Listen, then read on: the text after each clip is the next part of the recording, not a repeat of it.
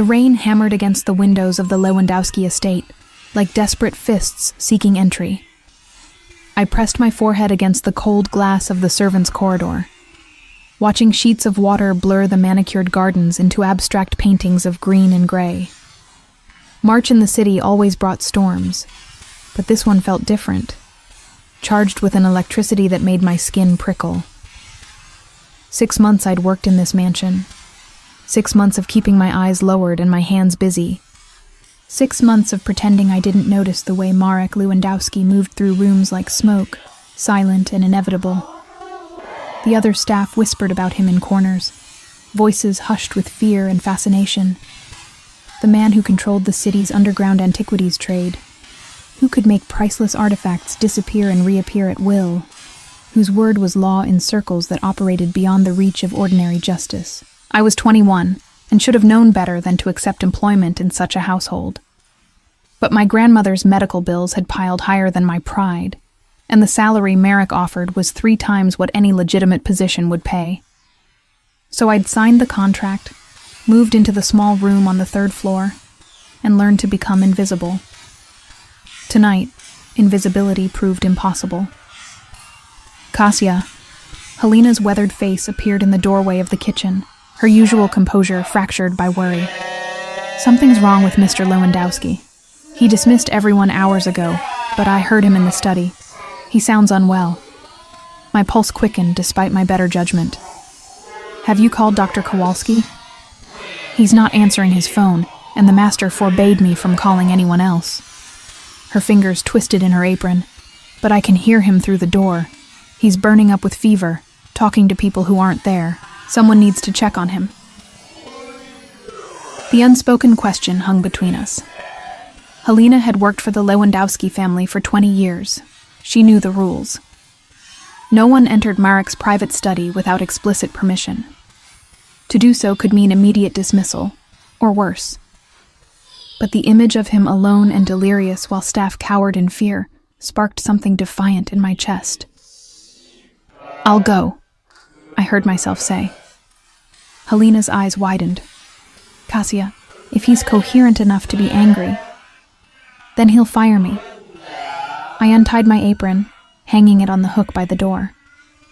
But if he's truly ill and something happens because we were too afraid to help, how will we live with that? The study door was unlocked, which should have been my first warning. Marek never left anything unsecured. I pushed it open slowly, the heavy oak swinging inward to reveal a room lit only by the dying fire in the hearth, and a single desk lamp casting long shadows.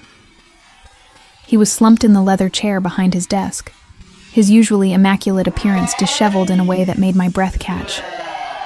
His white shirt was unbuttoned at the collar, damp with sweat, his dark hair falling across his forehead. Even in illness, he was devastatingly beautiful in that dangerous way that had always made me keep my distance. "Mr. Lewandowski?" I approached cautiously, my voice soft. "Sir, you're unwell. Please let me help you." His eyes opened, but they didn't focus properly. Gray eyes that normally held such cold calculation now swam with fever and confusion. "Magdalena?" The name emerged as a desperate whisper. "You came back." I knelt beside his chair, pressing my palm to his forehead. Heat radiated from his skin, alarming in its intensity. "I'm not Magdalena, sir. It's Kasia, your housekeeper. You're burning up. We need to get you to bed and call the doctor." Liar. His hand shot out, gripping my wrist with surprising strength. "I know your face. I've memorized every line, every curve. You promised you'd never leave, and then you vanished like smoke." The pain in his voice was raw, vulnerable in a way I'd never heard from him. Whoever Magdalena had been, she'd left wounds that fever had torn open. "I'm here now," I said, the lie feeling necessary, merciful. "But you need to rest. Can you stand?" He tried to rise, but his legs buckled. I caught him, my small frame struggling under his weight as I guided him toward the leather sofa against the wall. He collapsed onto it with a groan, pulling me down with him so suddenly I found myself trapped against his chest. Don't leave again, he murmured into my hair. I searched for you for years. Years, Magdalena.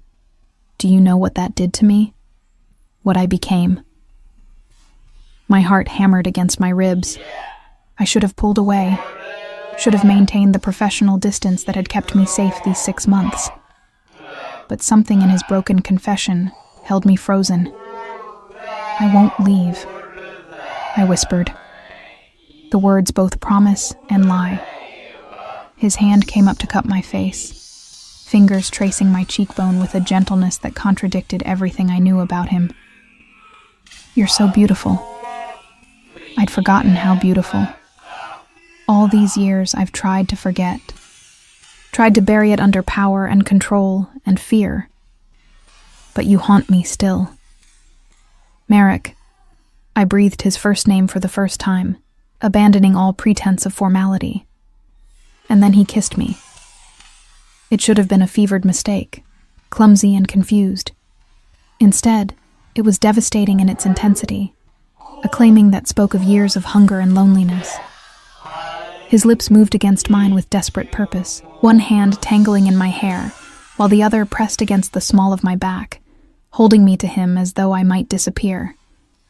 I should have pulled away, should have remembered my place, the vast chasm between employer and employee, the danger inherent in this man's world. But 6 months of hidden attraction, of watching him move through his domain with lethal grace, of wondering what those stern lips might feel like, all came crashing down on my restraint. I kissed him back with a boldness that shocked me. My fingers found the damp skin of his throat, feeling his pulse race beneath my touch. I'd spent so long being sweet and servile, the perfect invisible domestic, that this sudden surge of desire felt like awakening from a long sleep. When he finally pulled back, his eyes had cleared slightly, focusing on my face with dawning horror. "You're not Magdalena," he whispered, the realization cutting through his fever.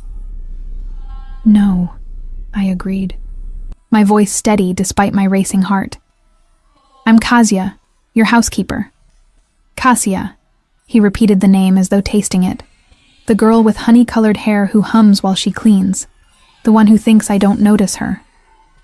Heat flooded my cheeks. "You're delirious. You should rest." I tried to rise, but his grip tightened. "I notice everything, Kasia. The way you bite your lower lip when you're concentrating. How you always smell of lavender and lemon polish. The fact that you're the only person in this house who looks at me without fear. That's because I'm either very brave or very foolish," I said, finding that dangerous boldness again. A ghost of a smile touched his lips. "Which do you think it is?" "I think," I said carefully, "that you're burning up and need medical attention. And I think we should both forget this happened." "Could you?" The question held a challenge. "Forget?" I met his gaze, seeing past the fever to the sharp intelligence beneath. "Could you?" "No," he admitted, his thumb brushing my lower lip. "I don't think I could." The moment stretched between us, charged with possibilities and dangers. Then his eyes rolled back and his grip loosened as consciousness fled. I caught him as he slumped sideways, his breathing shallow and rapid. "Helena," I called, my voice sharp with urgency. "Call Dr. Kowalski now. Tell him it's an emergency." The next hours passed in a blur of cold compresses and worried murmurs. Dr. Kowalski arrived near midnight, his examination swift and professional. "Pneumonia," he pronounced, "caught early enough to treat at home if we were vigilant." He left antibiotics and instructions, promising to return in the morning. I stayed in the study, monitoring Marek's fever through the night. Helena brought blankets and tea, her eyes knowing as she looked between us. "Be careful, child," she whispered, before leaving me alone with him. Men like Marek Lewandowski don't forget debts or kisses. As dawn broke over the city, painting the study in shades of gold and amber, Marek's fever finally broke. His eyes opened, clear and focused, finding me immediately where I sat curled in the chair beside the sofa. "You stayed," he observed, his voice rough. "Someone had to make sure you didn't die in your sleep." "And the kiss?" His gaze was direct, uncompromising. Did that happen? Or was it fever dream? I could have lied, could have dismissed it as delirium. Instead, I met his eyes with that same boldness that had surprised us both. "It happened." "Good," he said, a slow smile curving his lips. "Then I didn't imagine how you tasted, like honey and defiance." "Mr. Lewandowski." "Marek," he interrupted. "You've seen me at my weakest, kissed me in my fever. I think we're past formalities, don't you, Kasia?" The way he said my name sent shivers down my spine. I'd crossed an invisible line in the night, stepped from the safety of servitude into something far more dangerous. "This can't happen again," I said, forcing firmness into my voice. "You're my employer. I'm your housekeeper. There are lines we shouldn't cross." He sat up slowly, swinging his legs to the floor. Even weakened by illness, he radiated power. "Lines," he mused, "are just suggestions made by people afraid of what lies beyond them. Tell me, Kasia, are you afraid?" I should have said yes, should have fled to my small room and packed my belongings. Instead, I stayed rooted to the spot, caught in his gray gaze like a bird mesmerized by a serpent. "I should be," I admitted. "Everyone else is." "But you're not everyone else, are you?" He reached out, his fingers brushing mine where they rested on the chair arm. "You came to me when others would have cowered. You stayed when you could have run. Why?" The question demanded honesty I wasn't sure I possessed. "Because leaving someone to suffer alone felt worse than risking your anger."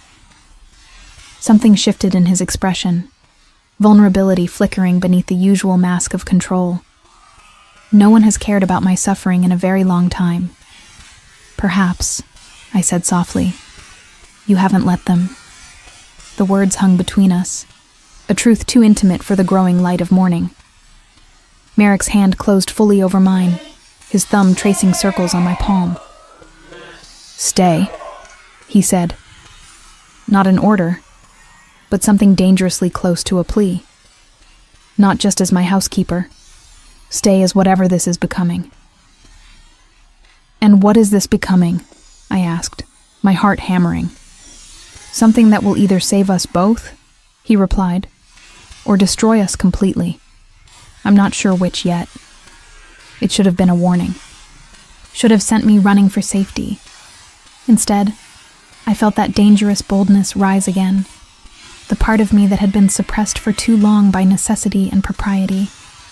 "Then I suppose," I said, my voice steady despite the fear and exhilaration warring in my chest, "we'll find out together." His smile this time was genuine, transforming his usually stern face into something almost boyish. "Dangerous words, Kasia. I hope you're prepared for the consequences." "I think," I replied, leaning forward until our faces were mere inches apart, "that neither of us has any idea what we're getting into." "No," he agreed, his breath warm against my lips. "But I find I don't care anymore."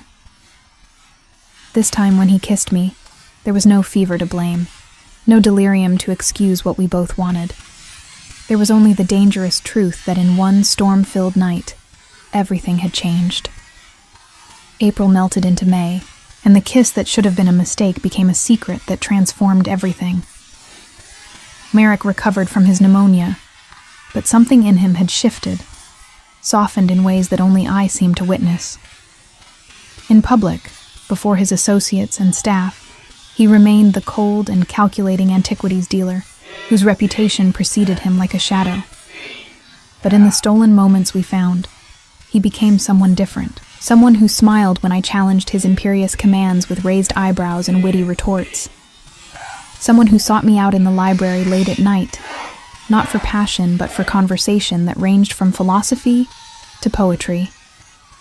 Someone who looked at me as though I were a priceless artifact he'd finally acquired after years of searching. I should have been wary of the intensity with which he pursued me, should have recognized the possessiveness lurking beneath his tenderness.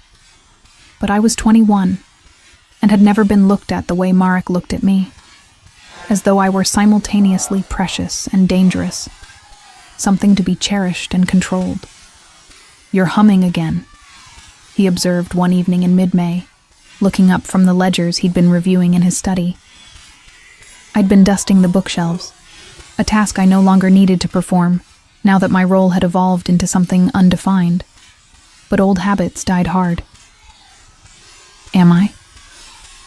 I set down the cloth, turning to face him. "Does it disturb you?"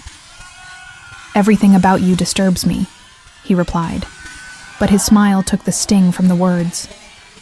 "Come here." I crossed to his desk with the easy familiarity that had developed between us. He pulled me onto his lap, his arms circling my waist as I laughed in protest.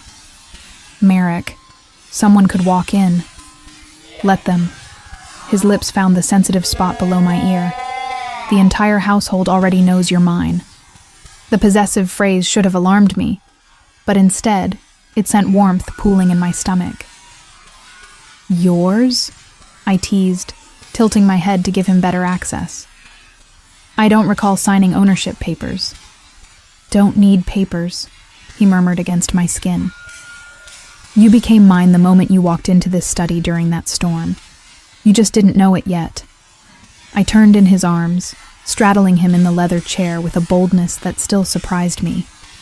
This was who I became around him, someone confident and daring, someone who matched his intensity with fire of her own. "And what if I decided I didn't want to be owned?" I challenged, my fingers threading through his hair. His eyes darkened, that dangerous edge I'd learned to recognize flickering to life. "Then I'd remind you that some cages are gilded, Cassia, and some captives don't want to escape." He was right, and we both knew it. Whatever this was between us, trap or treasure, I'd walked into it willingly and stayed by choice. The mansion that had once felt like mere employment had become something else entirely.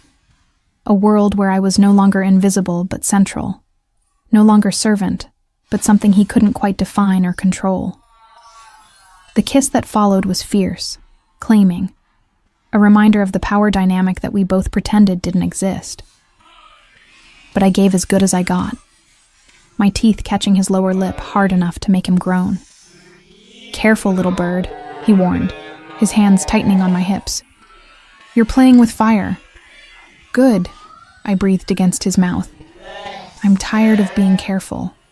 It was true. 6 months of caution had given way to 2 months of reckless abandon. I knew this couldn't last, that eventually reality would intrude on our private world. But in the moment, wrapped in his arms with his heart beating against mine, I didn't care about consequences. The first sign that reality had already intruded came in early June. I woke one morning with my stomach churning, barely making it to the bathroom before losing what little I'd eaten the night before. I told myself it was something I'd eaten, a stomach bug making rounds among the staff. But when it happened 3 mornings in a row, a cold suspicion began to form. I counted back weeks with trembling fingers. My cycle, usually reliable, was late. Very late. "No," I whispered to my pale reflection in the mirror. "Please, no." But the pharmacy test I bought during a rare trip into the city confirmed what my body already knew. 2 pink lines, stark and undeniable against the white plastic. I was pregnant. For a full day, I moved through the mansion in a daze, mechanical in my responses, distant in a way that drew concerned looks from Helena and suspicious glances from Marek. That night, he cornered me in the library where I'd been staring at the same page of a book for an hour. "What's wrong?" His voice was gentle, but the command beneath was unmistakable. "You've been avoiding me." "I'm not," I began, but he cut me off. Don't lie to me, Kasia. Whatever it is, tell me. The words stuck in my throat. How did I tell him that the relationship we'd carefully kept undefined now had the most definite consequence imaginable? That the man who valued control above all else was about to lose it in the most fundamental way? I can't, I whispered, setting down the book with shaking hands. I need time to think. His expression hardened. Time to think about what? About leaving? The accusation hit too close to the mark. I had been thinking about leaving, about disappearing before he discovered the truth, before I became trapped by more than just emotion. Marek, please. No. He closed the distance between us in 2 strides, his hands gripping my shoulders. Whatever this is, whatever you're hiding, we face it together. That's what this is, isn't it? Together. The raw vulnerability in his question broke something inside me. Here was Marek Lewandowski, feared by the city's underworld, looking at me as though I held his entire world in my hands. And I did, in a way neither of us had anticipated. I'm pregnant, I said, the words emerging flatly, stripped of emotion by shock. 2 months. The silence that followed was deafening. Marek's hands fell from my shoulders, his face cycling through expressions too quickly to catalog. Shock, calculation, something that might have been fear. And then, most terrifying of all, satisfaction. Pregnant, he repeated, the word almost reverent. With my child. Marek, I didn't plan this. I didn't mean for it to happen. I know. He pulled me against his chest, one hand cradling the back of my head. But it has happened, and now everything changes. The certainty in his voice sent alarm bells ringing. What do you mean? He pulled back, his gray eyes boring into mine with an intensity that made me want to look away. I mean that now you can never leave. Don't you see, Kasia? This child binds us together permanently. You're mine now, in every way that matters. Cold dread washed through me despite the warmth of his embrace. Marek, a baby doesn't mean ownership, doesn't it? His smile was dangerous, beautiful, terrifying. You carry my air, my blood. Did you think I'd let you walk away from that? Let you raise my child somewhere I can't see, can't protect, can't control? I pushed against his chest, needing space to breathe. This is exactly what I was afraid of. You're not talking about us, about a future together. You're talking about possession. Call it what you want. His voice was steel wrapped in silk. But understand this. You're not leaving. Not now. Not ever. I'll give you everything, Kasia. Luxury, security, protection. But freedom to leave? That's the one thing I can never offer. Panic clawed at my throat. This was Marek at his most dangerous, when he decided something belonged to him and would stop at nothing to keep it. I'd seen glimpses of it in how he conducted his business, but never turned on me with such naked intensity. I need air, I gasped, pulling free from his grip. I need to think. There's nothing to think about, he called after me as I fled toward the door. The decision's already made, Kasia. By your body, by fate, by me. You're staying. I ran through the darkened hallways to my small room on the 3rd floor, the room I'd kept even after our relationship evolved, needing some space that was mine alone. Once inside, I locked the door and sank onto the narrow bed, my mind racing. I had to leave. Had to get out before Marek's protective possessiveness became an inescapable cage. I'd been foolish to think someone like him could share power, could see me as an equal rather than a possession to be guarded and controlled. The next morning, I woke before dawn, moving with silent precision as I packed a small bag with essentials.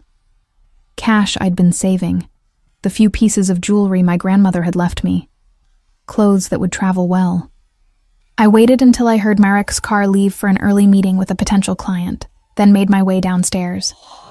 Helena was already in the kitchen, her knowing eyes taking in my bag, my coat, my determined expression. "You're leaving," she said, not a question. "I have to." She nodded slowly. "The pregnancy?" I stared at her, wondering how she knew. But Helena had always seen more than she let on. "He told you that you couldn't go," she guessed, reading the answer in my face. "And so you're running." "It's not running if you're escaping a cage." "Even a golden one?" She moved to the counter, pulling out fresh bread and wrapping it in cloth. "Here, take this. You'll need strength for wherever you're going." I accepted the package, tears stinging my eyes at her unexpected kindness. "Thank you, Helena, for everything." "One thing, child." She gripped my wrist, her weathered face serious. "Marek Lewandowski is not a man who accepts loss. If you leave, he will search for you. And when he finds you, and he will find you, his anger will be terrible. Then I'll have to make sure he doesn't find me." I made it as far as the front gate before headlights cut through the morning mist. The car that pulled up was Marek's, returned far too early from his meeting. My heart sank as he emerged, his face a mask of cold fury barely held in check. "Going somewhere?" His voice was dangerously soft as he approached, each step measured and deliberate. I lifted my chin, refusing to show the fear racing through my veins. "Away from here. Away from you. With my child." It wasn't a question. "Did you really think I'd let that happen?" "You don't own me, Marek. The baby doesn't change that." He laughed, a sound without humor. "Doesn't it? Tell me, Kasia, where would you go? Back to your grandmother's tiny apartment? She's in a care facility now, isn't she? Funded by your generous salary. A salary that would disappear the moment you walk through that gate." The casual cruelty of the threat stole my breath. "You wouldn't..." "I would do anything to keep you here, to keep my child safe." He closed the distance between us, his hand coming to rest possessively on my still flat stomach. "I got you pregnant, Kasia. Some might call it an accident, but I've come to see it as the universe's way of ensuring you could never escape. You're mine now." The mansion transformed from sanctuary to prison overnight. After Marek intercepted my escape attempt at the gate, he'd carried my bag back inside with one hand, while his other remained locked around my wrist, his grip gentle but unyielding. He hadn't shouted or threatened, which somehow made it worse. His calm acceptance of my attempted flight, as though he'd expected and planned for it, chilled me to the bone. "You'll stay in the master suite from now on," he'd informed me, his tone allowing no argument. "Where I can keep an eye on you." That had been 3 weeks ago, in late June. Now, as July's heat settled over the city like a suffocating blanket, I found myself living a surreal existence. My small room on the 3rd floor had been cleared out. My belongings moved to the sprawling master suite that I now shared with Marek. The irony wasn't lost on me. I'd achieved what many would consider a victory, moving from servants' quarters to the master's bed. But it felt like a defeat. The suite itself was beautiful in that cold, expensive way that characterized everything in Marek's world. Floor-to-ceiling windows overlooked the gardens. A king-sized bed dominated the space, and an ensuite bathroom featured a marble tub large enough for 2. A smaller room adjoined the suite, already being converted into a nursery by workers who came and went with swift efficiency. I spent my days moving through gilded spaces like a ghost, allowed anywhere within the mansion's walls but nowhere beyond them. The gates remained locked, the security system armed, and Marek's men stationed at every exit with instructions that were never spoken aloud but perfectly clear. I was not to leave. "You look tired," Marek observed one evening, finding me curled in the window seat watching the sunset paint the sky in shades of orange and purple. He'd just returned from a meeting, still wearing the tailored suit that made him look like exactly what he was. Powerful, dangerous, untouchable. "I'm pregnant," I replied, without turning to look at him. "Tired comes with the territory." I heard him move across the room, felt the cushions dip as he sat beside me. "Are you sleeping well?" Dr. Kowalski said rest is crucial in the first trimester. The concern in his voice might have touched me if I didn't know what lay beneath it. Marek cared about my health because I carried his child. I was a vessel, precious for my cargo, valuable only as long as I remained pregnant and compliant. "I sleep fine," I lied. In truth, I spent most nights staring at the ceiling while Marek slept beside me, his arm draped possessively across my waist even in unconsciousness. "Cassia." His hand came to rest on my knee, warm through the thin fabric of my dress. "Look at me." I turned, meeting his gray eyes with the defiance that seemed to be my only remaining weapon. "What?" "I know you're angry. I know you feel trapped." His thumb traced circles on my knee, a gesture that would have been soothing if it weren't so controlling. "But this doesn't have to be a prison. Let yourself be happy about the baby. Let yourself accept what we have here." "What we have," I repeated, my voice sharp, "is you holding me captive while pretending it's for my own good." His jaw tightened, that dangerous edge flickering to life. "I'm protecting you, protecting our child. The world I operate in, the people I deal with, they'd see you as a weakness to exploit. Here, behind these walls, you're safe." "Safe," I laughed bitterly. "Is that what we're calling it? What would you call it?" He leaned closer, his presence overwhelming in the intimate space. "I've given you everything. The finest food, the best medical care, clothes, jewelry, anything you could want. Except freedom." The word hung between us, heavy as an anchor. Marek's expression hardened, his hand moving from my knee to cup my face with a gentleness that contradicted the steel in his voice. "Freedom is overrated, Cassia, and dangerous. Would you rather be free to struggle, to worry about money and safety and providing for our child alone? Or would you rather be here, protected and provided for, wanting for nothing?" "I'd rather," I said, my voice steady despite the tears threatening to spill, "have a choice in the matter." Something flickered in his eyes. Might have been pain or regret, but it was gone too quickly to identify, replaced by that implacable determination that defined him. "The choice was made when you let me kiss you," he said softly. "When you stayed that night instead of running. When you opened yourself to me in every way. You chose this, Cassia. Even if you didn't understand what you were choosing." He was right, in a way that made me hate both him and myself. I had chosen to stay after that first kiss, had chosen to fall into bed with him knowing who and what he was. But choosing to begin something was different from choosing to be trapped in it forever. "I was naive," I whispered. "I didn't understand." "You understood enough." His thumb brushed away a tear that had escaped despite my efforts. "You knew I was dangerous.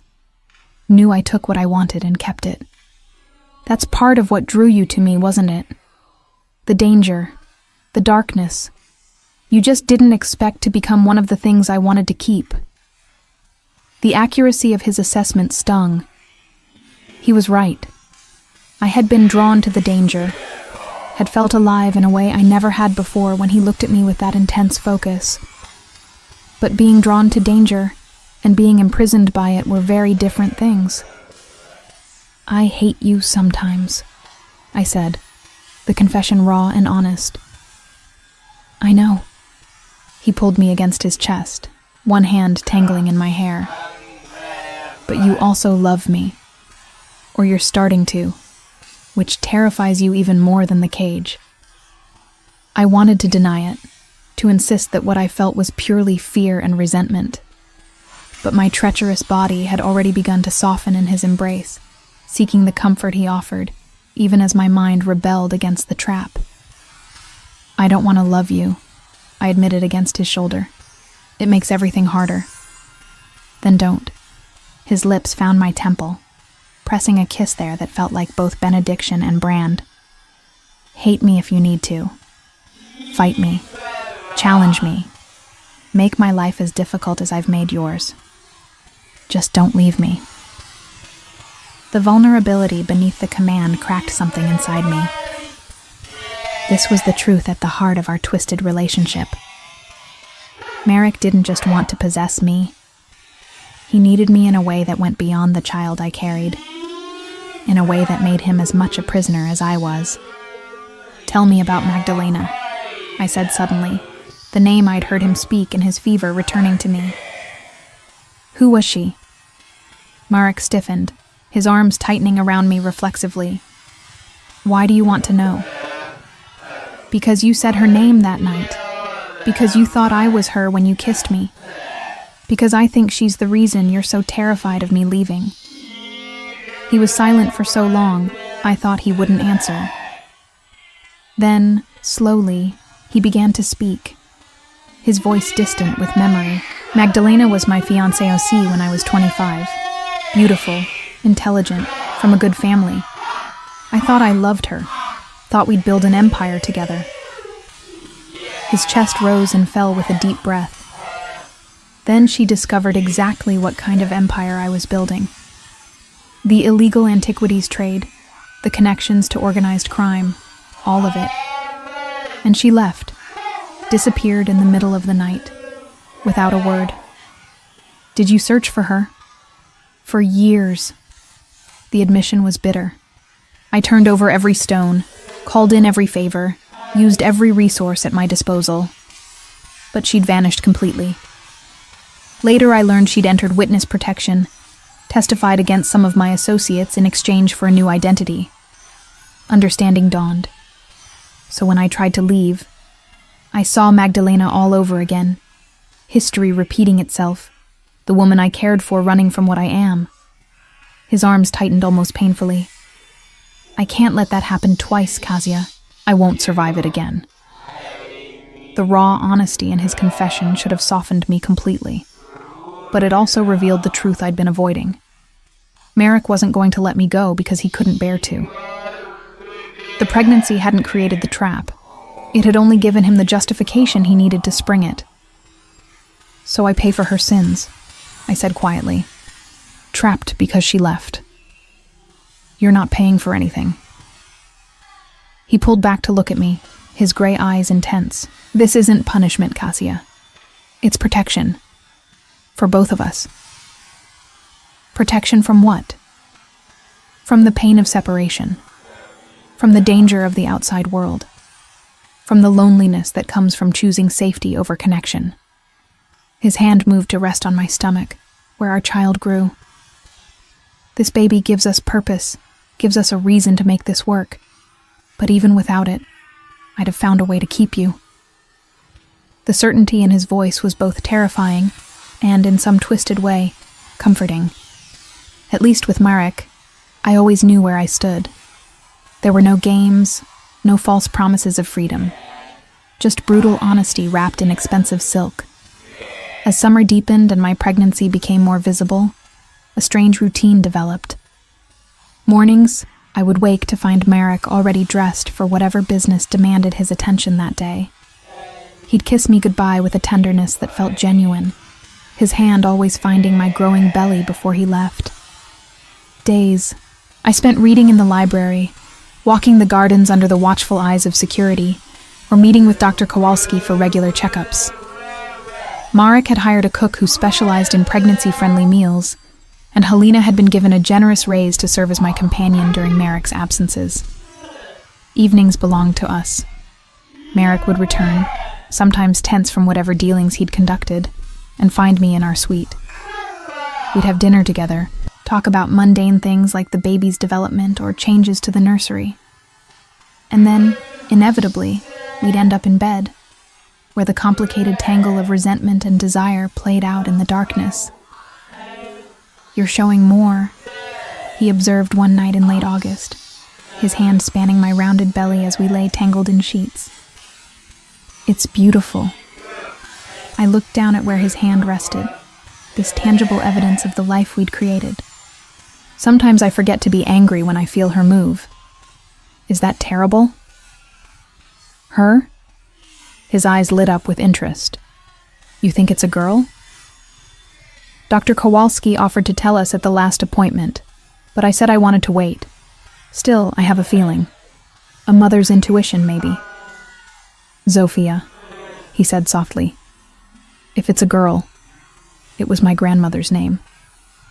The domesticity of the moment, planning our daughter's name as though we were a normal couple expecting their first child, created a bubble of fragile peace.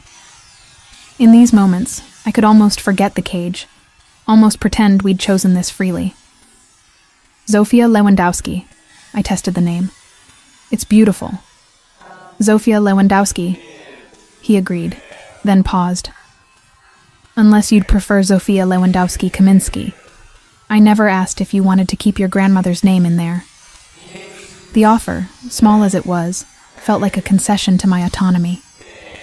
I'd like that, I admitted. A piece of my family to balance yours. He nodded, his fingers tracing patterns on my skin. Whatever makes you happy, Kasia, within reason. And what's reasonable? I asked, hearing the edge in my voice return. By your definition? His hand stilled. Anything that doesn't involve you leaving.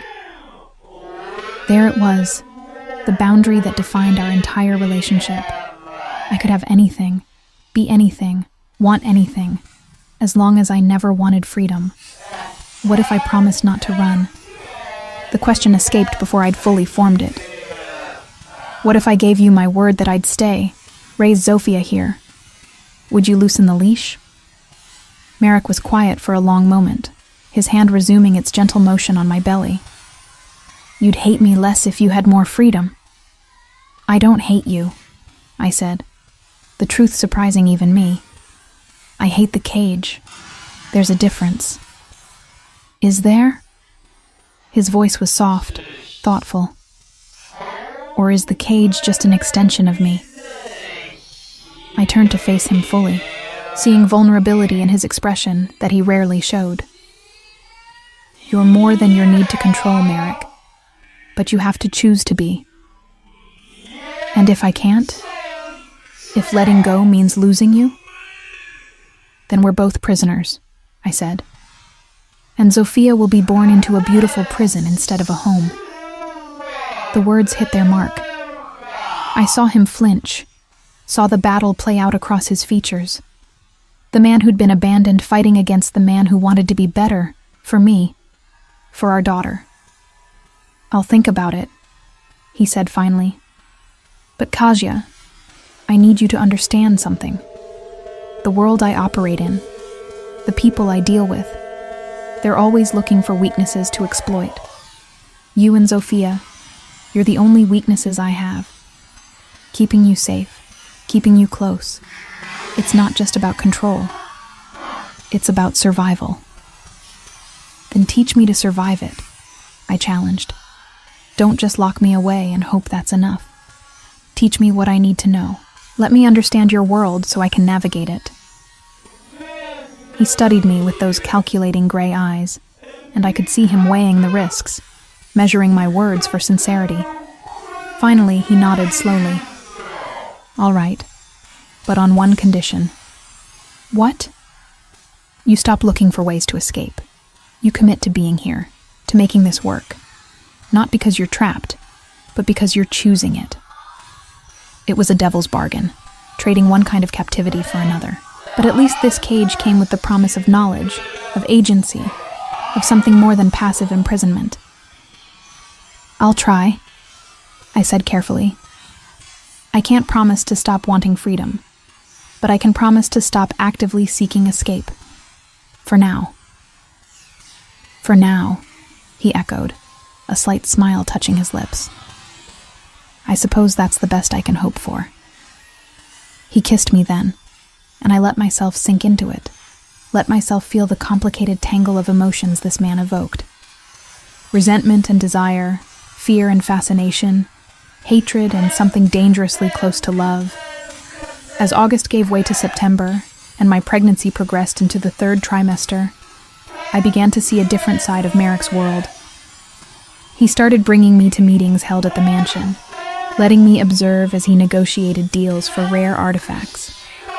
He explained the legal gray areas his business operated in, the careful balance between legitimate antiquities dealing and the underground market that had made his fortune. "This piece," he said one afternoon, showing me a Byzantine mosaic fragment, was looted from a Syrian site during the Civil War. Technically, it shouldn't be on the market at all. But if I don't acquire it, it'll go to someone with far less scruples about its eventual fate. I have a buyer lined up at a museum that will restore it and display it properly. "So you're the ethical criminal?" I asked, my tone teasing but curious. "I'm a pragmatist," he corrected. "The illegal antiquities trade will exist whether I participate or not. At least this way, some pieces end up where they belong instead of in private collections, where no one will ever see them." It was a rationalization, but I could see the logic. And slowly, I began to understand the complexity of the world he'd built. Neither purely good nor wholly evil, but operating in shades of gray that most people preferred to pretend didn't exist. By October, my belly had swollen to the point where moving was uncomfortable, and Marek had become almost comically protective. He'd curtailed his travel, conducting most business from the mansion. He interviewed pediatricians with the intensity of a military interrogation, researched baby products with the same focus he applied to authenticating priceless artifacts. "You're nesting," I teased one evening, finding him reorganizing the nursery for the 3rd time. "I'm preparing," he corrected, adjusting the angle of the crib one more time. "There's a difference." I waddled over to him, my hand finding his arm. "Marek, it's perfect. Everything is perfect. You can stop now." He turned to me, and I saw the fear beneath his meticulous planning. What if I'm not good at this? What if I'm too controlling, too cold? What if she grows up resenting me the way you... He stopped, but the implication hung between us. "The way I resent you?" I finished gently. "Marek, you're learning. We both are. And yes, your controlling nature will probably be a problem when she's a teenager. But love is also control's opposite. You just have to choose which one to lead with." His hand covered mine where it rested on his arm. "Show me how. How to what? How to love without controlling. How to protect without imprisoning. You said I'm more than my need for control, but I've never had to prove it. Show me how." The request, so vulnerable and sincere, cracked the last of my hardened defenses. This man, feared by so many, was asking me to teach him how to be gentle, how to be a father, a partner, something more than the cage he'd built around us both. "It starts with trust," I said. "Trusting that I'll stay, not because I can't leave, but because I don't want to. Trusting that Zofia will love you not because she has no other option, but because you're worthy of it. And if that trust is misplaced, then you deal with it. But you can't build a family on fear, Marek. Only on faith." In January 2020, 3 weeks before my due date, I went into labor. It started as a mild discomfort in the early hours of the morning, progressing rapidly into pain that had me gasping for breath. Marek, who'd been sleeping lightly since my 9th month began, was instantly alert. "It's time," I managed to say through gritted teeth. What followed was chaos organized by Marek's efficient mind. Dr. Kowalski was called, the hospital notified, our pre-packed bags collected. But as another contraction hit, stronger than the last, Marek made a split-second decision. "We're not going to make it to the hospital in time," he said, his voice calm despite the tension I could see in his shoulders. "Dr. Kowalski, how fast can you get here?" The delivery happened in our bedroom, in the space where we'd argued and made love and slowly built something that resembled a relationship. Dr. Kowalski arrived with a nurse, turning our suite into an impromptu delivery room. "You're doing beautifully," Marek murmured, his hand gripping mine as I bore down through another contraction. "Just a little more, Kasia," just a little more. And then, with one final push and a scream that felt like it tore through my entire being, Zofia entered the world. Her cry was immediate and indignant, a tiny voice announcing her displeasure at being evicted from her comfortable home. "A girl," Dr. Kowalski confirmed, placing the squalling bundle on my chest. Healthy and strong.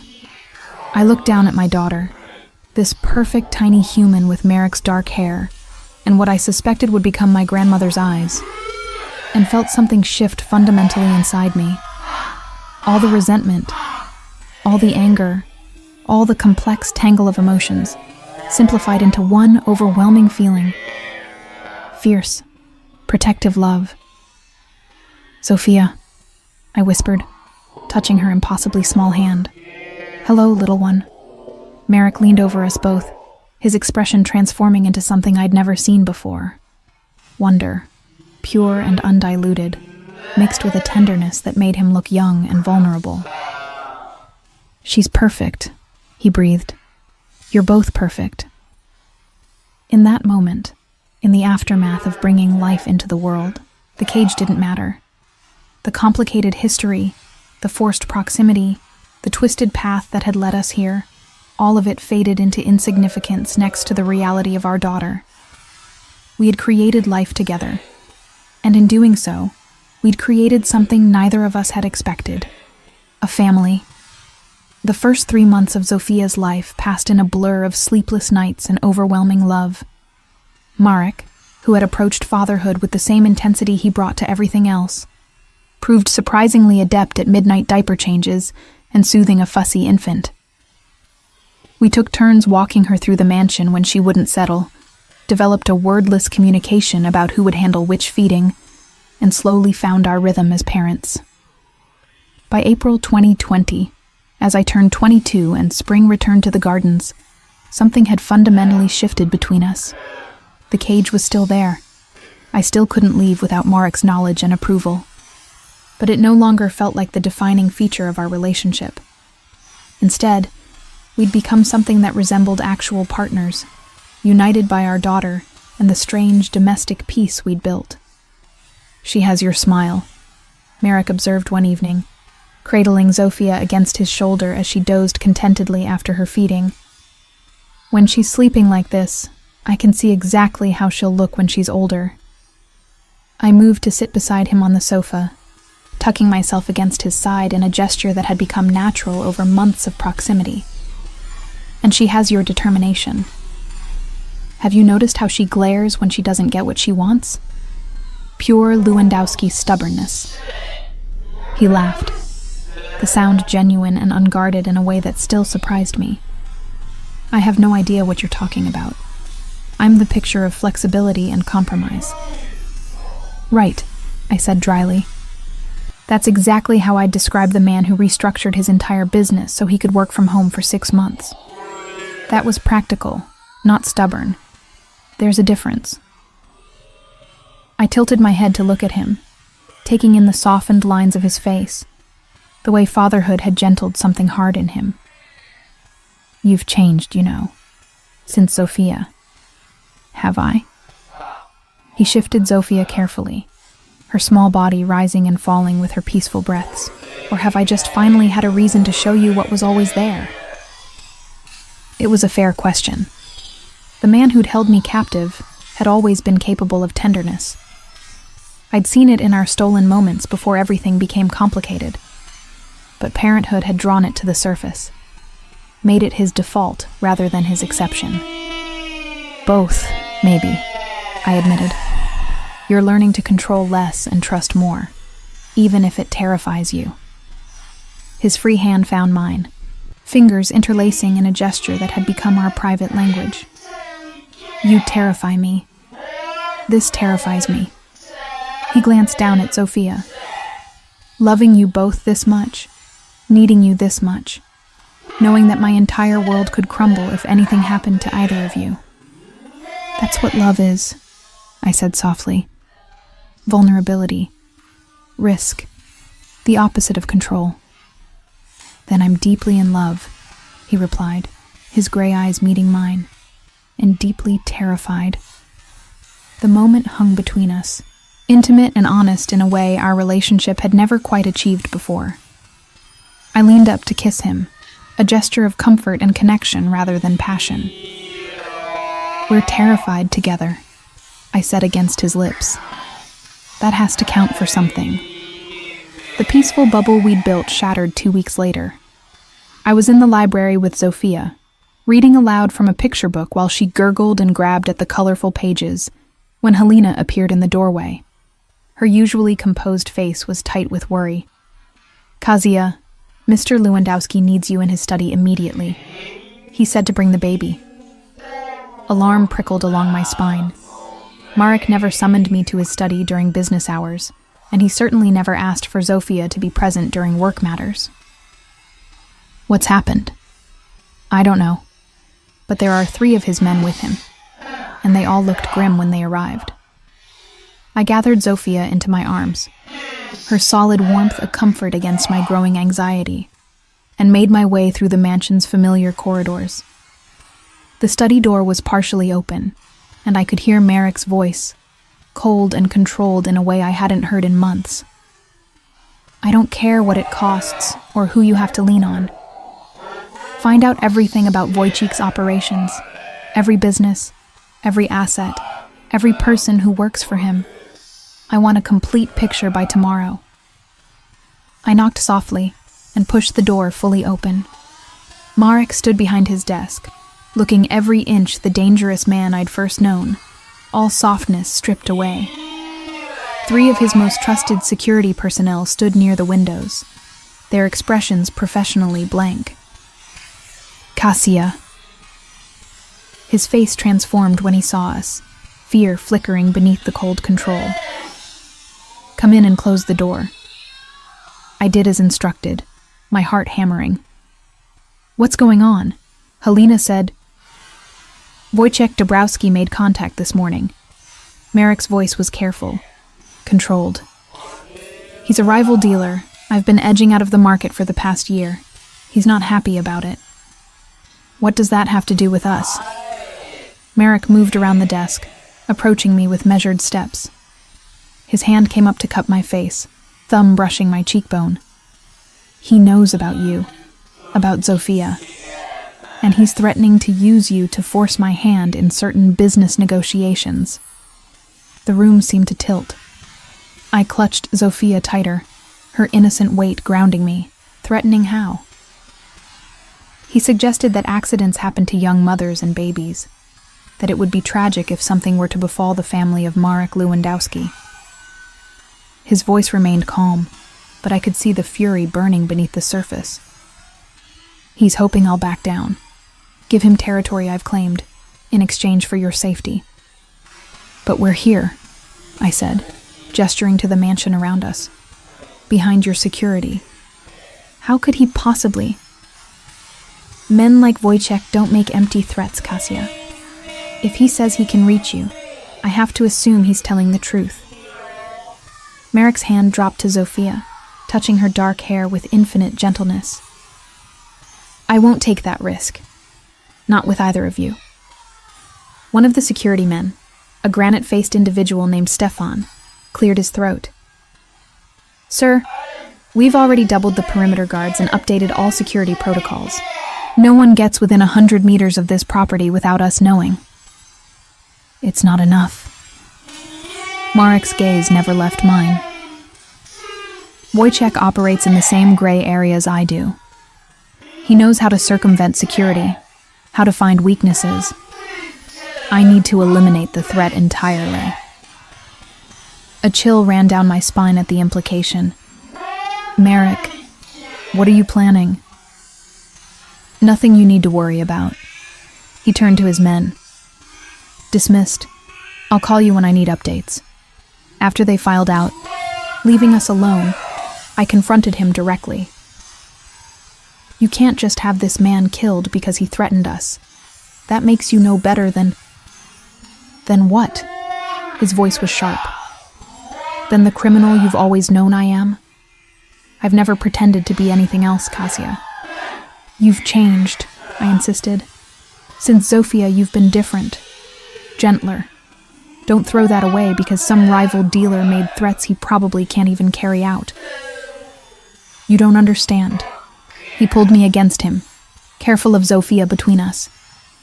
When Wojciech threatened our daughter, something broke in me. All the progress I've made, all the control I've learned, it doesn't matter when faced with losing you. I'll burn down the entire city if that's what it takes to keep you both safe. The fierce protectiveness in his voice should have frightened me. Instead, I felt something shift in my understanding of this complicated man. His possessiveness, his need to control, all of it stemmed from a terror of loss so profound he'd do anything to prevent it. Then find another way, I said, pulling back to look at him. You're brilliant, Marek. Surely you can outmaneuver this man without resorting to violence. There is no other way with people like Wojciech. They only understand power and force. Then make him understand consequence, I challenged. You have connections, resources, influence. Use them. Destroy his business legally if you have to. But don't become a murderer for us. Zofia doesn't need that kind of father. My words hit their mark. I saw him flinch. Saw the battle play out across his features. The old Marek, who would have eliminated a threat without hesitation, warring against the man who'd learned to kiss his daughter's forehead each morning and read her bedtime stories each night. You're asking me to be better than I am, he said quietly. I'm asking you to be the man I've seen you become, the one who's worthy of our daughter's love. He was silent for a long moment, his arms still around us both, his face pressed against my hair. Finally, he pulled back, resolution hardening his features. All right, I'll find another way. But you and Zofia stay in the mansion until this is resolved. No walks in the garden, no trips to the park. You don't leave this building. It was a return to the cage, but this time for a reason I could accept. How long? However long it takes to neutralize the threat. The next 2 weeks were tense. Marek threw himself into investigating Wojciech's operations with the same intensity he'd once applied to keeping me captive. He made calls at all hours, met with contacts who slipped in and out of the mansion under cover of darkness, and assembled a picture of his rival's empire piece by careful piece. I watched from the sidelines, caring for Zofia while Marek worked, occasionally offering observations when he shared his findings. Slowly, a plan took shape. Wojciech's operation looks legitimate on the surface, Marek explained one night, spreading documents across his desk while I sat in the corner with a sleeping Zofia. But he's been cutting corners, forging provenances, selling pieces that should be in museums to private collectors who don't ask questions. Can you prove it? With time and the right pressure points, yes. I've identified 3 of his recent sales that violated international heritage laws. If I can document them properly and put the evidence in the right hands. He trailed off, a cold smile crossing his face. What? Wojciech has been courting a particular collector, a very wealthy businessman with political connections. If that collector were to discover that the piece he just purchased is stolen property, that Wojciech knowingly sold him contraband, Marek's smile widened. He'd be ruined, not just financially, but criminally. He'd spend years fighting legal battles instead of threatening my family. It was elegant and ruthless, destroying a rival through exposure rather than violence. How long until you have enough evidence? Stefan's team is working on authentication documents now. We should have everything we need by the end of the week. True to his word, 5 days later, Marek set his plan in motion. I watched from the study as he made careful phone calls, planting seeds with Wojciech's collector, with heritage authorities, with journalists who specialized in art crime. He never lied, simply provided facts and let others draw their own conclusions.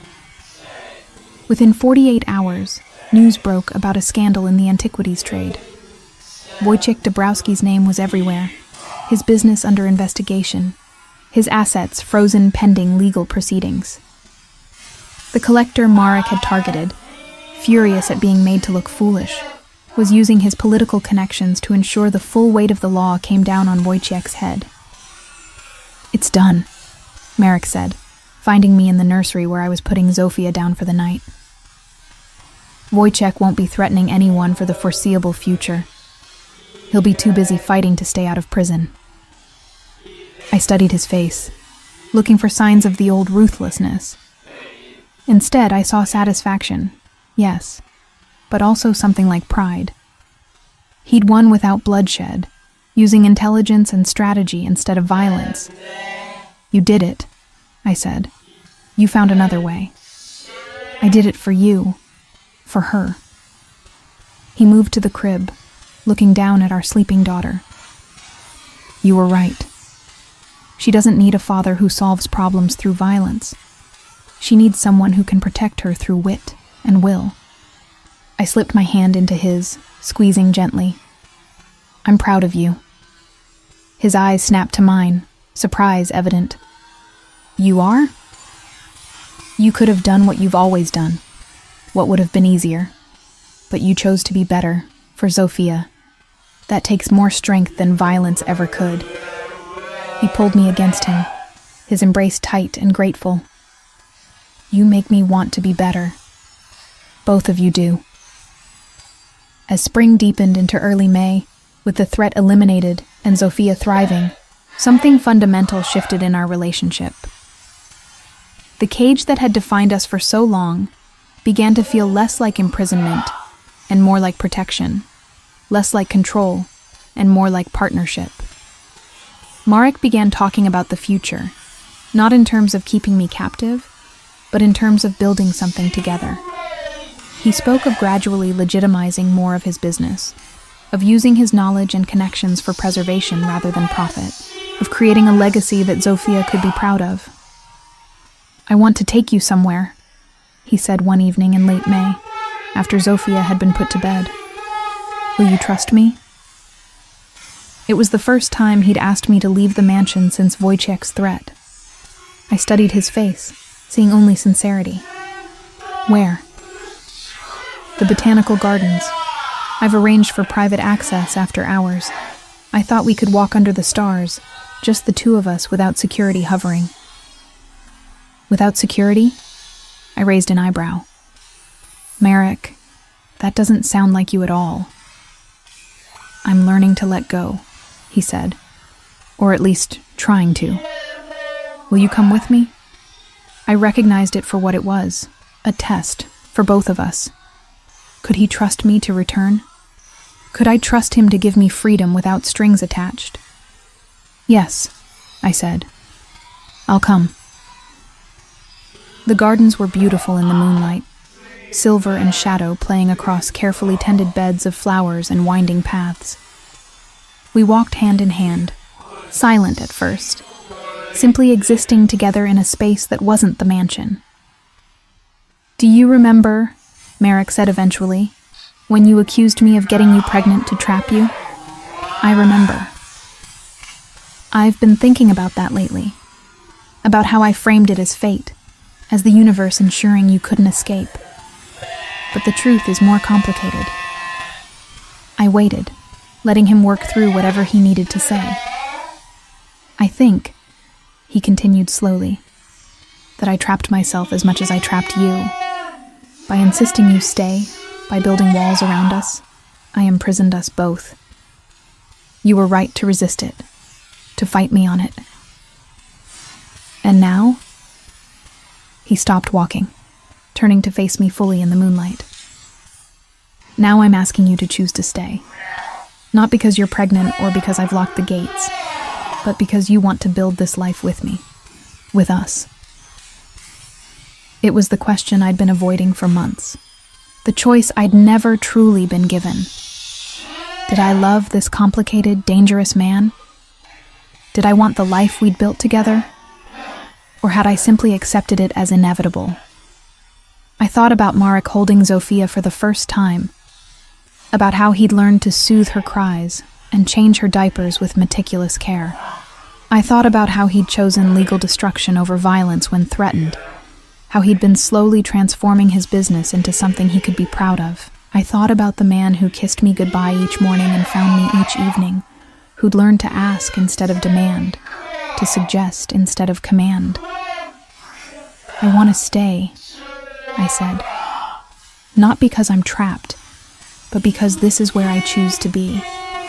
With you, with Zofia, building whatever comes next." His smile was radiant, transforming his usually stern face into something almost boyish. "You're sure?" "I'm sure." I reached up to cup his face, feeling the familiar scratch of stubble beneath my palm. "You said once that I was yours, but the truth is, Marek, you've been mine for just as long. You just didn't realize it until Zofia made it impossible to deny." He laughed, pulling me close. "I've been outmaneuvered by a woman barely over 20 and an infant not yet 4 months old. My reputation as a formidable opponent is in shambles." "Your reputation," I said, stretching up to kiss him, "is about to change anyway. From feared antiquities, dealer to devoted family man." "Is that so bad?" "It's perfect." We stood there in the moonlit garden, two people who'd found each other through circumstances that should have destroyed them, who'd built something real from imprisonment and defiance, who'd learned that sometimes the strongest cages are the ones we choose to stay in. By September 2020, as Zofia approached her first birthday and I turned 23, our life had settled into a rhythm that felt almost normal. The mansion that had once been my prison had transformed into a home, filled with the chaos of an active infant learning to crawl and the tentative peace of two people learning to be partners. Marek's business had undergone a dramatic transformation.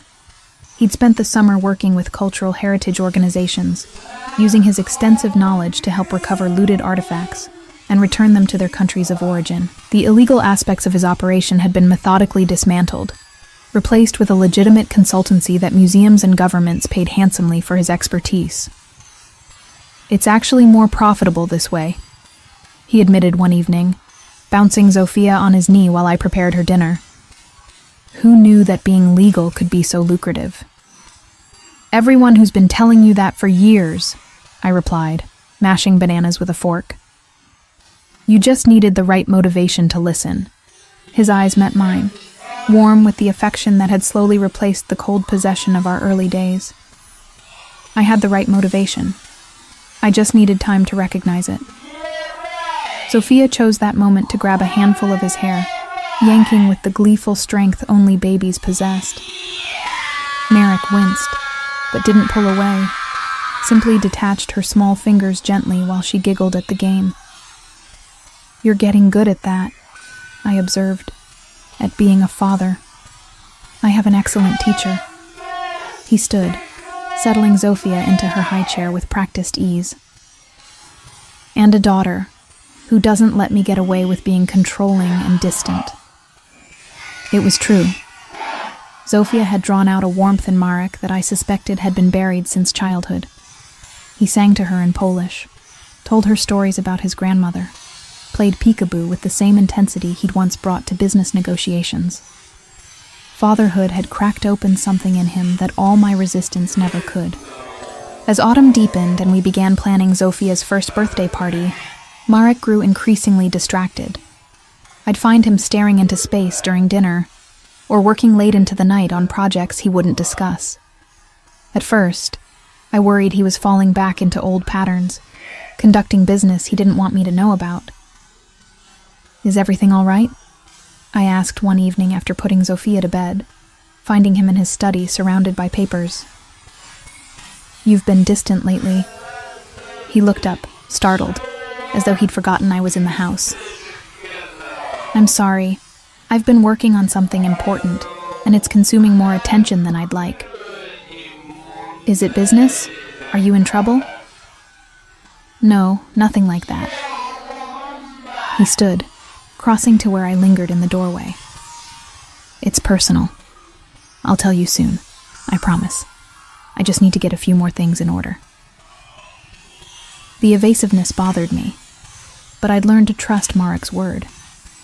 If he said he'd tell me, he would. So I let it go, focusing instead on the small joys of daily life with our daughter. Zofia's first birthday fell on a sunny January day in 2021. Marek had insisted on having the party at the mansion, inviting not just his business associates, but also Dr. Kowalski, Helena, and the few friends I'd managed to maintain contact with despite my months of isolation. The great room had been transformed into a wonderland of balloons and streamers, with a cake shaped like Zofia's favorite stuffed animal, a slightly lopsided purple elephant. Watching our daughter's face light up at the decorations, her pudgy hands reaching for everything bright and shiny, filled me with a contentment I'd never expected to feel. "She's beautiful," Helena said, appearing at my elbow with a glass of champagne. "You both are. Motherhood suits you." I accepted the glass, watching Zofia toddle between guests with Marek hovering protectively nearby. "Thank you for everything you've done for us, for not judging when things were complicated." "Love is always complicated," she replied wisely, "but you two have found your way through it. That's what matters." As the party wound down and guests began to depart, Marek caught my eye across the room. Something in his expression made my pulse quicken. Nervous excitement and determination mingled together. "Can you meet me in the garden in 20 minutes?" he asked when the last guest had left and Zofia had been settled with a nanny for the evening. "There's something I need to show you." The garden had been transformed as dramatically as the great room. String lights hung between trees, creating a canopy of stars overhead. A path of luminarias led to the gazebo where we'd shared so many conversations over the past year. Marek stood waiting, dressed in a suit that made him look like the powerful man he'd been when we met, but his expression held none of the cold calculation of those early days. Instead, he looked nervous, vulnerable in a way that made my heart ache.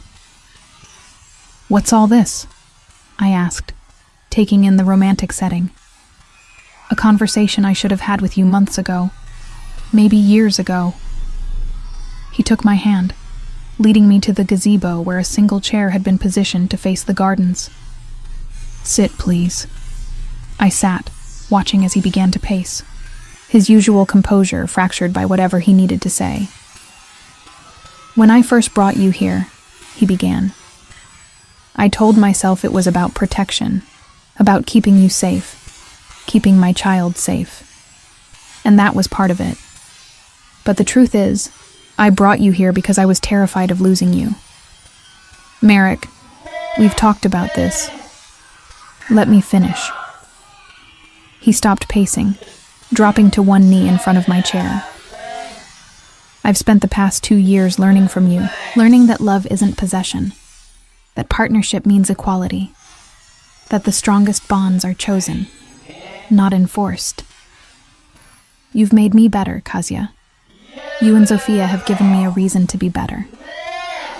He pulled a small box from his pocket, opening it to reveal a ring that took my breath away.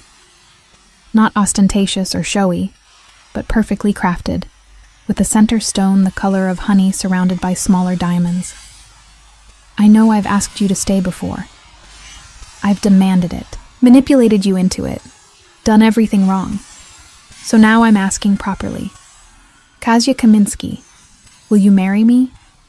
Not because you're trapped here, not because of Zofia, but because you choose to build a life with me." Tears blurred my vision as I looked at this complicated man kneeling before me, offering not ownership, but partnership. Not a cage, but a choice. "You said you got me pregnant so I could never escape," I reminded him, my voice thick with emotion. "Do you remember?" "I remember." Shame colored his voice. "It was cruel and controlling and—" "True," I interrupted, "in a way you didn't intend. Because the trap you built didn't just catch me, Marek. It caught you too. You've been just as imprisoned as I was, by your fear of loss, your need for control. But we've both found a way out, haven't we? Together." I slid from the chair to kneel facing him, my hands covering his where they held the ring box. "Yes," I said, "I'll marry you. Not because I'm trapped, not because of Zofia, but because you're the man I choose. Every day, with all your flaws and strengths, I choose you." His smile was radiant, transforming his face with pure joy. "You're sure?" "Because I need you to know that I'll spend the rest of my life trying to be worthy of that choice." "I'm sure."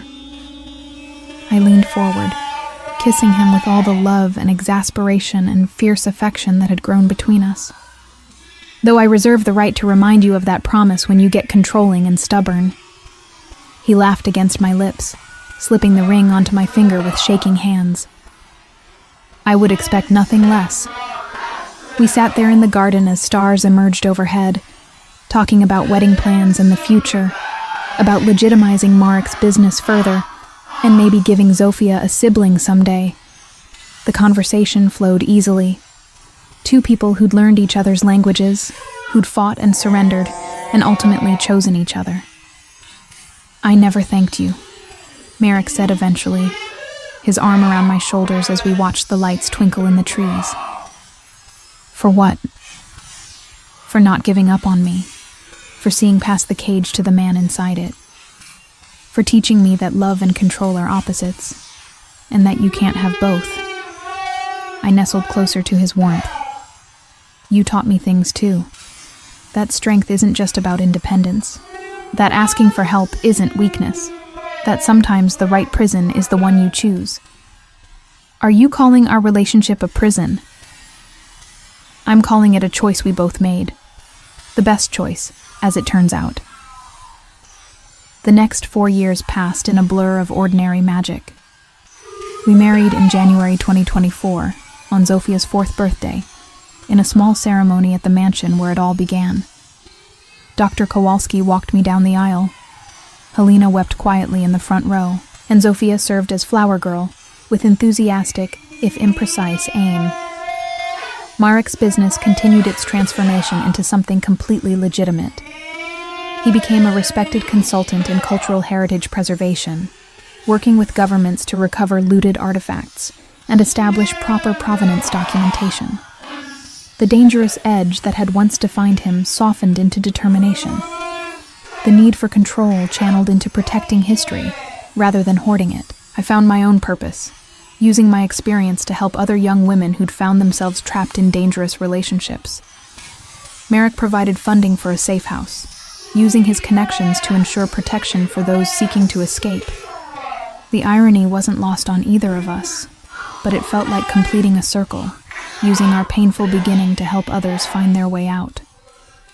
Zofia grew into a precocious child, curious and bold, equally comfortable in her father's study, surrounded by ancient artifacts, as in the garden chasing butterflies. She had Marek's determination and my stubborn independence, a combination that simultaneously exhausted and delighted us. "She's going to rule the world someday," Marek observed one evening in 2029, watching our 9-year-old daughter negotiate with the gardener about creating a butterfly sanctuary in the South Garden. "She's going to give us gray hair first," I replied. "Did you hear her argument? She used your exact reasoning techniques." "Mine?" He looked affronted. "That was pure you. The way she framed it as benefiting everyone, making it impossible to refuse, that's your diplomatic approach. Blaming me for your daughter being manipulative?" "Our daughter," he corrected, pulling me close. "And she's not manipulative. She's strategic. There's a difference." I laughed, settling into his embrace with the ease of years. "Whatever you need to tell yourself." As 2030 dawned, Marek made his final break with the underground world that had defined his youth. He announced the opening of Lewandowski Heritage Auctions, a completely legitimate auction house specializing in ethically sourced antiquities and verified provenances. Museums and collectors who'd once dealt with him in shadows now competed openly for pieces authenticated by his team. The grand opening was held on a cold January afternoon, with Zofia, now 10, running through the showrooms holding both our hands, her excitement infectious. "It's so big," she exclaimed, taking in the soaring ceilings and carefully lit display cases. "Dad, is all this really ours?" "It's ours," Merrick confirmed, looking not at the auction house but at me. Everything we've built, everything we are, it's ours. Together. I met his eyes, seeing in them the journey we'd traveled. From captor and captive to partners and parents. From a trap sprung in darkness to a choice made in light. Together, I agreed. That evening, as we stood on the balcony of the auction house overlooking the city, Zofia asleep against Marek's shoulder, I reflected on the strange path that had led us here. 9 years ago, I'd been a terrified young woman, trapped by circumstance and a man's obsessive need for control. Now I stood beside that same man, transformed by love and choice, and the determination to be better. "Do you ever regret it?" Merrick asked quietly. "The way we started?" I considered the question honestly. I regret the fear, the lack of choice, the feeling of being trapped. But I don't regret where it led us. Does that make sense? Perfect sense. He shifted Zofia carefully, his other arm coming around my shoulders. I regret how I treated you. I regret the cage I built. But I'll never regret that it brought you into my life. Even if I've spent the past 9 years systematically dismantling everything you thought you knew about control. His laugh was soft, mindful of our sleeping daughter. Especially then. You taught me that real power isn't in controlling others. It's in being vulnerable enough to be changed by them. Below us, the city sparkled with countless lights. Each one a life being lived, a choice being made, a path being chosen. We'd chosen ours, repeatedly, through fear and love and everything in between. Zofia stirred against Marek's shoulder, murmuring in her sleep. We both instinctively moved to soothe her, our movements synchronized by years of shared parenting, shared life, shared love. "Come on," I said. "Let's take our daughter home." Home. Not a prison, not a cage, but a choice we'd made and kept making, day after day, year after year. The mansion where Merrick had once held me captive had become the foundation of a family built on broken beginnings and healed endings. As we drove through the January night, Zofia sleeping peacefully in her car seat, and Marek's hand finding mine across the console, I understood the truth we'd discovered together. Sometimes the trap you think will destroy you becomes the door to everything you never knew you needed. And sometimes the man who says you can never escape becomes the one you choose to stay with. Not because you must, but because you want to. That choice, made freely, turned out to be the greatest freedom of all. The summer of 2032 arrived with unseasonable heat, and the kind of chaos only a 12-year-old with unlimited curiosity could create. Zofia had discovered a passion for archaeology, specifically for the ethical recovery of historical artifacts, a field her father now dominated in ways that would have shocked his younger self. "Dad, did you see this?" She burst into Marek's office at Lewandowski Heritage Auctions, waving a tablet displaying some archaeological journal article. They found a complete Byzantine mosaic in Syria, and they need help with authentication and repatriation. I watched from the doorway as Merrick looked up from his paperwork, his expression transforming from focused businessman to indulgent father in an instant. "Let me see." He held out his hand for the tablet, scanning the article with the same intensity he'd once applied to identifying forgeries in the underground market. The provenance documentation looks solid, but they'll need to verify the period through thermoluminescence testing before any museum will touch it. "Can we help them?" Zofia bounced on her toes, her dark hair, so like her father's, flying around her shoulders. "Please? I've been studying Byzantine mosaics all summer. I even wrote a paper on regional variations in tesserae composition." "You wrote a paper?" I interjected, entering the office properly. "When did this happen?" She had the grace to look slightly abashed. "Last week. I was bored." Merrick and I exchanged glances, his expression a mirror of my own mixture of pride and exasperation. Our daughter's intelligence and passion had far outstripped typical 12-year-old interests, a blessing and a challenge in equal measure. "Tell you what," Merrick said, closing his laptop with decisive click.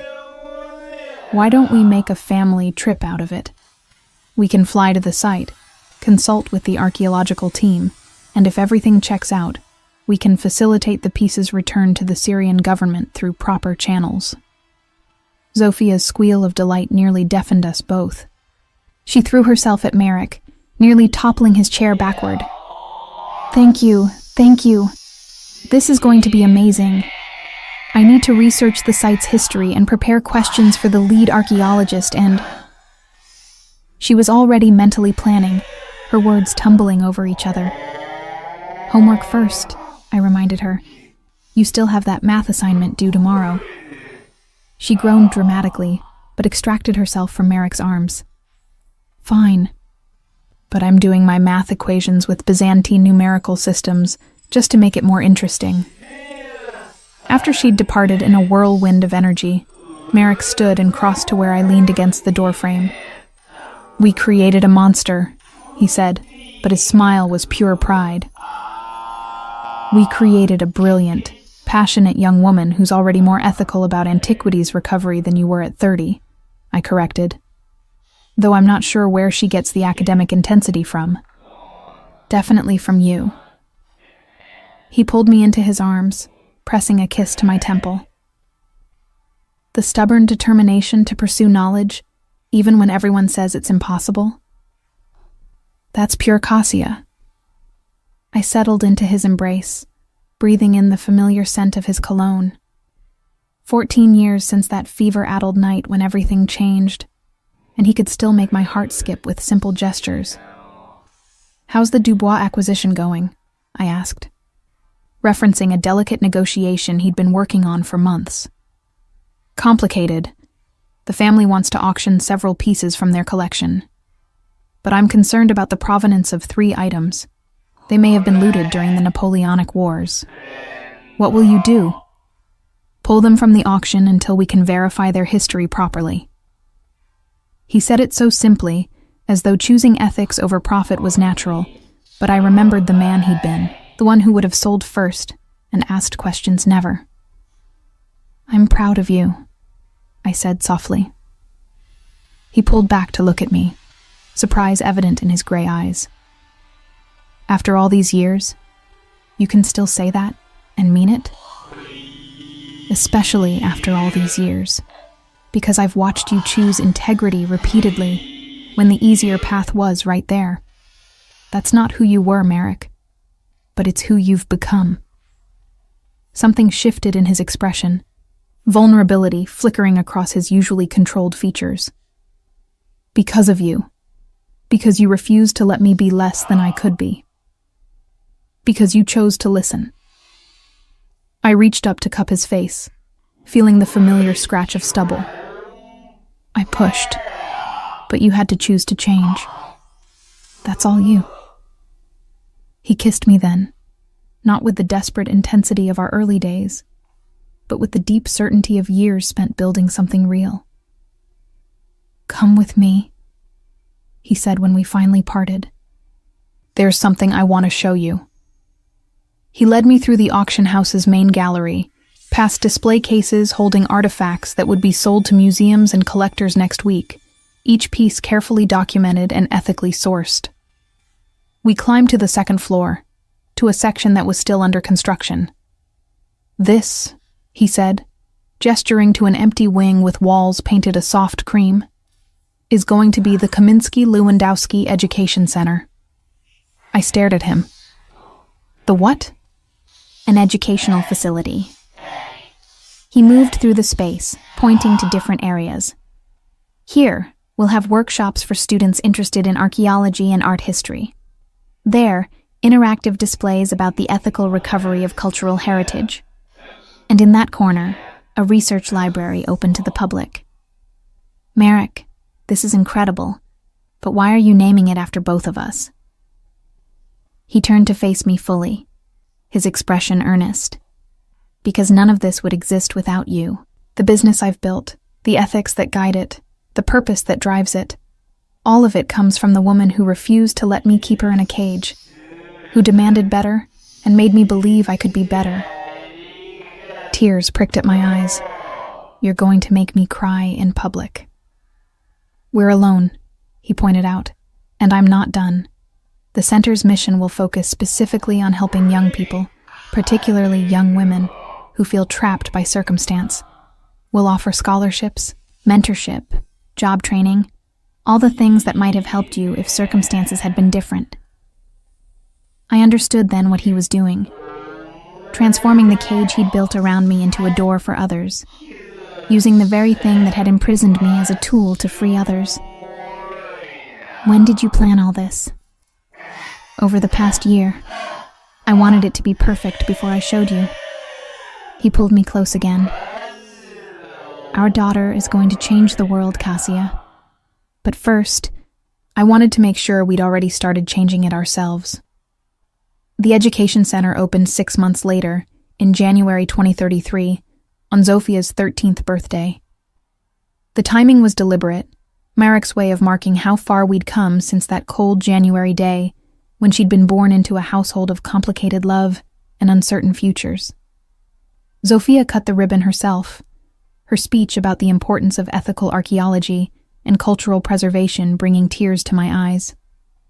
At 13, she spoke with a passion and clarity that rivaled scholars twice her age. My parents taught me that history belongs to everyone, she concluded, her voice carrying across the assembled crowd. Not just to those who can afford to buy it or those powerful enough to take it. This center exists to make sure the next generation understands that. Thank you.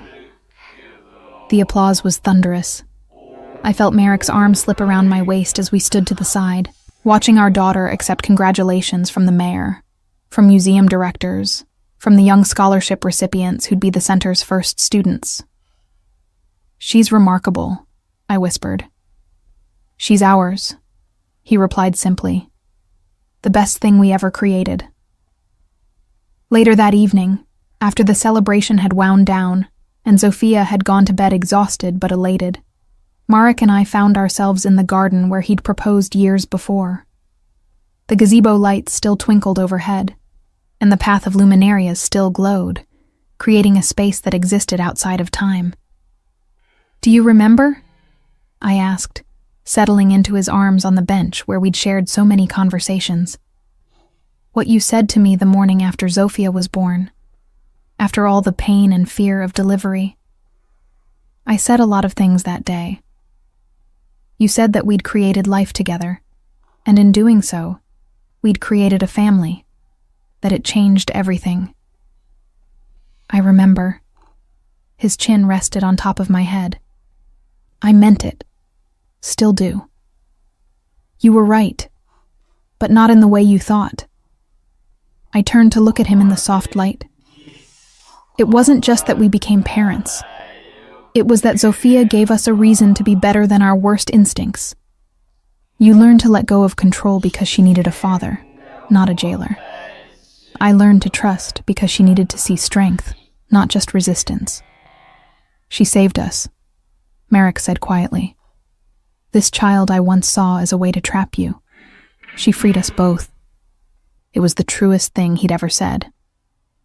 Zofia had been born into a cage of her father's making and a mother's reluctant acceptance, but she'd transformed it through the simple act of existing, through needing love instead of possession, through teaching us that the strongest bonds are chosen, not enforced. I have a confession, I said, after a comfortable silence. I've been working on something too. Something I wanted to run by you.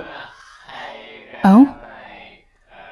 I want to write a book about our story, about the journey from captivity to choice, about how trauma can transform into purpose if you're willing to do the work. Marek was quiet for a moment, processing. That would mean sharing things that were private, dark things. I wouldn't use real names or identifying details, but Marek, there are so many women trapped the way I was, held by men who claim love but practice control. If our story, the messy, complicated truth of it, could help even one person recognize their own cage and find the courage to either escape or transform it. I trailed off, searching his face for understanding. You want to turn our darkest moments into hope for others. Yes. He cupped my face gently. Then you should write it. All of it. The fear and the anger and the slow transformation. Don't sanitize what I was or what I did. People need to understand that change is possible, but only if you first acknowledge the truth. It won't paint you in a flattering light. Good. I don't deserve flattering light for how I treated you in the beginning.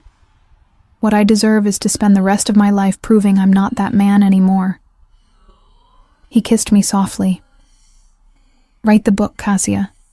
Turn our cage into a key. The book, published a year later under a pseudonym, became an unexpected success. Women from around the world reached out, sharing their own stories of escaping controlling relationships or transforming them through fierce insistence on equality. The Kaminsky-Lewandowski Education Center started a support group based on the book's principles, offering counseling and resources to those seeking freedom. Marek read every testimonial, every letter that came through. I'd find him sometimes in his study, surrounded by stories of women who'd found the courage to leave or the strength to stay and demand better. This is the legacy, he said one evening, gesturing to the letters. Not the auction house, not the artifacts we've recovered. This. People finding freedom because we were brave enough to share our truth. By 2035, as I approached 37 and Marek 48, our lives had settled into a rhythm that felt earned rather than lucky. Lewandowski Heritage Auctions had become the gold standard for ethical antiquities dealing. Zofia, now 15, was already taking summer internships at archaeological sites, her passion for cultural preservation rivaling her father's expertise. The mansion where it all began had undergone its own transformation. The gates that once kept me prisoner now stood open during the day, welcoming students from the education center who came to study artifacts in Marek's personal collection. The master suite where I'd spent so many restless nights planning escape had become a sanctuary where we retreated together, equal partners in every sense.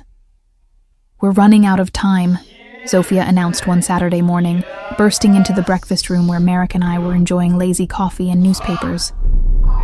The Syrian government approved our petition.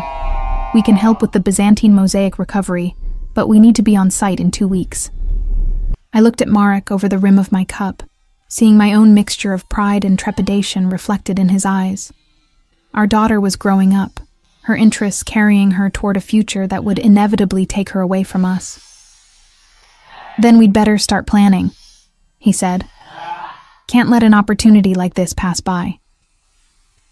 As Zofia dove into logistics with the same intensity she brought to everything, I reached across the table to take Marek's hand.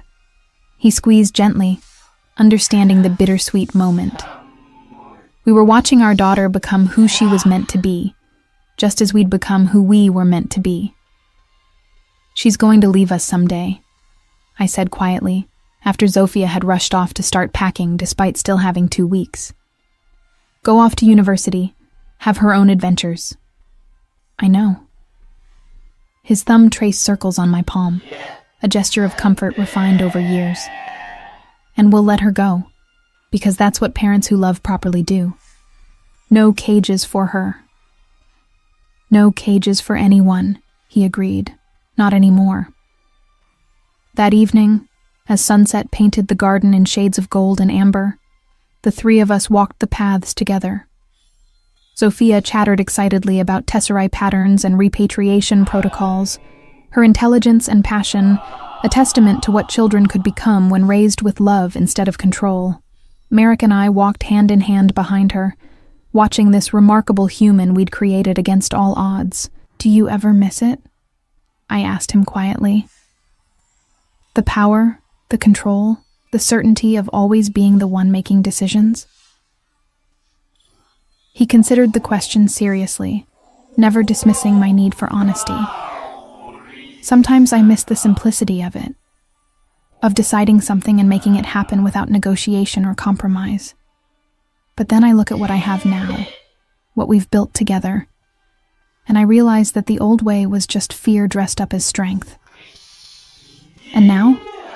Now I have actual strength, the kind that comes from choosing vulnerability, from trusting that love doesn't require possession, from knowing that the people I care about stay because they want to, not because they have to. Sophia turned back to us, the setting sun creating a halo effect around her dark hair. Come on, slowpokes. I want to show you both something in the garden before it gets dark. We followed our daughter deeper into the grounds, this space that had witnessed our transformation from captor and captive to partners and parents. The garden had grown wild in certain areas, allowed to return to nature in a deliberate rejection of excessive control. Here, Sophia said, stopping in a small clearing where butterflies danced among lavender and wild roses. This is where I come when I need to think, where I come to remember that beautiful things can grow without being forced. I felt tears prick my eyes at her casual wisdom, this child who'd learned the lessons we'd needed years to understand. It's perfect, I managed to say. Marek knelt beside her, his hand resting gently on her shoulder. Your mother and I used to walk these gardens when you were a baby, back when we were still figuring out how to be a family. Tell me, Sophia said, settling onto the grass with the expectation that we'd join her. Tell me the real story, not the sanitized version you think I need to hear. We sat, the three of us forming a small circle in the wildflower clearing, and for the first time, we told our daughter the complete truth. About the fever and the kiss, about the pregnancy that had felt like a trap, about the cage and the gradual transformation. So, Dad basically kidnapped you? Sophia asked when we finished, her expression troubled. In a way, yes, I admitted. But over time, we both chose to make it into something different, something better. That's messed up, she observed bluntly.